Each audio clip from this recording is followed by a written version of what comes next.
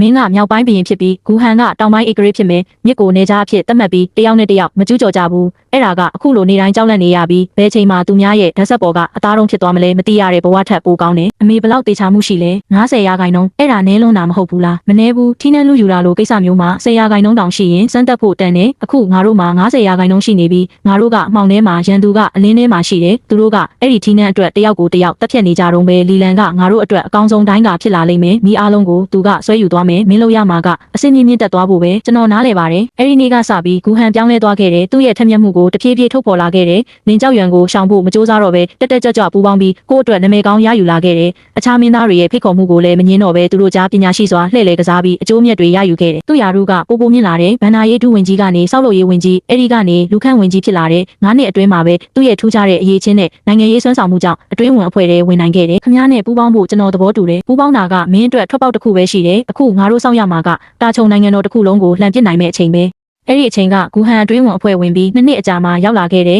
ဧကရက်ဟောင်းကပြင်းထန်စွာနာမကျန်းဖြစ်ပြီးနိုင်ငံရေးကိုမကင်တွယ်နိုင်တော့ဘူးအမွေဆက်ခံမဲ့သူကိုလည်းမဆုံးဖြတ်ရသေးဘူးဒါကစောင့်နေသူတွေအတွက်အကောင်းဆုံးအခွင့်အရေးဖြစ်လာခဲ့တယ်မိုးလေဝသမကောင်းတော့မဲ့ညတညမှာမမြင်နိုင်တဲ့ပိုက်ကွန်ကတိတ်တိတ်လေးကျင်းလာခဲ့တယ်တတိယမင်းသားကတော်ဝင်ဆောင်တက်မှုကိုငွေပေးဝယ်ထားနိုင်ပြီလို့ထင်ပြီးအောင်ပွဲတေကြတယ်လို့ယုံကြည်နေခဲ့တယ်ဒါပေမဲ့အဲ့ဒီလူကငါတို့ဘက်သားဖြစ်နေပြီဆိုတာသူမသိခဲ့ဘူးအာနာသိမ့်မှုကချက်ချင်းပဲပုံကံမှုနှိမ်နင်းရေးဖြစ်သွားခဲ့တယ်တတိယမင်းသားကိုနေရာမှာတင်ဖမ်းဆီးလိုက်တယ်နောက်နေ့နန်းတော်ဝမ်းနေပွဲမှာလီလန်ကတတိယမင်းသားကိုခေါ်လာပြီးအိယာဘောကဧကရရှိမှာငွေရိုတိုင်ကြားခဲ့တဲ့ဂူဟန်ကတက်တဲ့အဖြစ်တတိယမင်းသားနဲ့အဆောင်တက်မှုကြားကစာတွေကိုတင်ပြခဲ့တယ်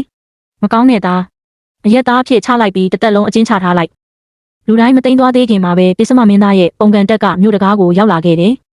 ပိစမမင်းသားရဲ့တက်ကမြို့တကားရှေ့ရောက်နေပါပြီသူကဧကရစ်ဘေးကလူဆိုးတွေကိုဖယ်ရှားမယ်ဆိုတဲ့အလံကိုထောင်ပြီးလီလန်နဲ့ဂူဟန်ကိုမကောင်းတဲ့အရာရှိတွေလို့ဆွဆွဲခဲ့တယ်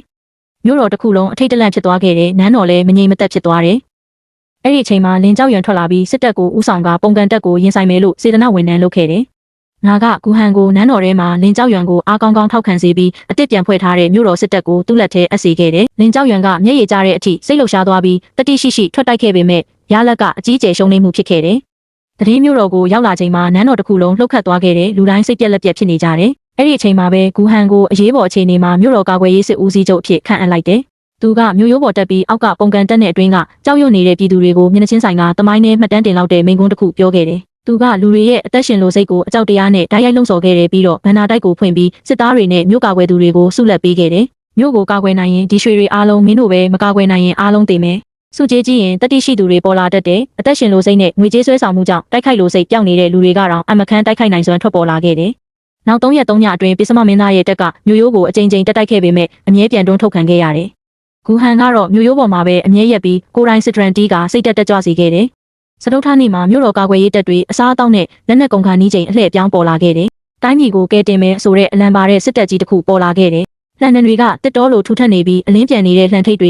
ကပုံကန်တက်ကိုနောက်ကျောကနေတေးစေနိုင်တဲ့ထိုးချက်ပေးခဲ့တယ်။ပိစမမင်းသားကရှေ့နောက်နှစ်ဖက်ညက်ခံလိုက်ရပြီးချက်ချင်းပြိုလဲသွားကစစ်ပွဲအတွင်းတေဆုံးသွားခဲ့တယ်။အဲ့ဒီစစ်တပ်ရဲ့ဗိုလ်ချုပ်ကတန်ခါမောက်ကိုချွတ်လိုက်တဲ့အချိန်ဂူဟန်နဲ့80ရာခိုင်နှုန်းတူတဲ့မျက်နှာတစ်ခုပေါ်လာခဲ့တယ်လူတိုင်းတုန်လှုပ်သွားခဲ့ကြတယ်။သူကရခင်မင်းဆက်ရဲ့ဇန်နန်မင်းသားဖြစ်နေခဲ့တယ်။ကျွန်တော်နောက်ကျမှရောက်လာပါတယ်မင်းကြီးကိုကဲတင်ဖို့လာတာပါမင်းကြီးတက်တော်ရကြောရှင်ပါစေ။ထပါရခင်မင်းဆက်ကိုပြန်တီထောင်တင်ပါတယ်။ရခင်မင်းဆက်ကပြီးသွားပြီးဒီနေ့ကစပြီးငါကဒီကဘာရဲ့အရှင်သခင်ပဲခေအမိကိုခံရွံလို့တတ်မှတ်မယ်။ပိစမမင်းသားရှုံးနေပြီးမြို့တော်ဝိုင်းပတ်မှုပြတ်သွားတယ်ဆိုတဲ့သတင်းကြားပြီးနောက်ဧကရဟောင်းကကွယ်လွန်သွားခဲ့တယ်ကျွန်တော်လီလန်ကမင်းတစ်ကိုကြိုးဆိုပါတယ်မင်းကြီးတက်တော်ရကြောရှင်ပါစေမင်းဆက်ပြောင်းလဲမှုကြီးကအံ့အားသင့်စရာကောင်းလောက်အောင်ငင်းချမ်းတဲ့အခြေအနေမှာပြီးဆုံးသွားခဲ့တယ်မင်းဆက်အစ်တစ်ခုကိုဂူဟန်ရဲ့လက်ထဲမှာမွေးဖွားလာခဲ့တယ်ဧကရအစ်စ်ရဲ့မိခင်အဖြစ်ငါကိုမိဖုရားမကြီးအဖြစ်ဂုဏ်ပြုခန့်အပ်ပြီးစီနီးနှန်းဆောင်ကိုပြောင်းရွှေ့နေထိုင်စေခဲ့တယ်နန်းတက်ပွဲနေ့မှာငကားဝိယုံဝစ်စင်ပြီးပလင်စီလျှောက်သွားတဲ့ဂူဟန်ကိုကြည့်ရင်ငါရင်ထဲမှာခံစားချက်မျိုးစုံပြည့်နေနေခဲ့တယ်အမေဒီကဘာကိုကျွန်တော်အတွက်အမေရယူပေးခဲ့တာပါအမေဘာလို့ခြင်းလဲကျွန်တော်အားလုံးပေးနိုင်တဲ့နောက်ွယ်ကနေနိုင်ငံကိုအုပ်ချုပ်ချင်ရင်ဖြစ်နိုင်တယ်။အဲ့ဒီစာရန်သေးစားတွေကင်တွယ်ရတာကိုငါစိတ်မဝင်စားဘူး။ဧကရစ်ဖြစ်တာကောင်းတယ်ဒါပေမဲ့ဧကရစ်ကောင်းတော့မဖြစ်နဲ့ရေကအရန်ကြီးရင်ငါမရှိဘူး။မင်းလို့ရမှာကကမ္ဘာစည်းစိမ်အားလုံးကိုကိုယ့်လက်ထဲခိုင်ခိုင်မာမာကင်ထားဖို့ပဲအဲ့ဒီငွေနဲ့အင်အားကြီးဆုံးစစ်တပ်ကိုမွေးပြီးမင်းလို့ချင်တာဘာမဆိုလုတ်သမိုင်းဆိုတာအနိုင်ရသူတွေရေးတာပဲလူတွေမှာစားစရာရှိနေတဲ့၍မင်းကခေအဆက်ဆက်မင်းကောင်းတစ်ပါးဖြစ်နေမှာပဲအမေကျွန်တော်နားလဲပါတယ်။သူ့ရဲ့နောက်ကျောပုံရိပ်ကိုကြည့်ရင်ငါတာဝန်အားလုံးပြီးဆုံးသွားပြီဆိုတာသိလိုက်တယ်။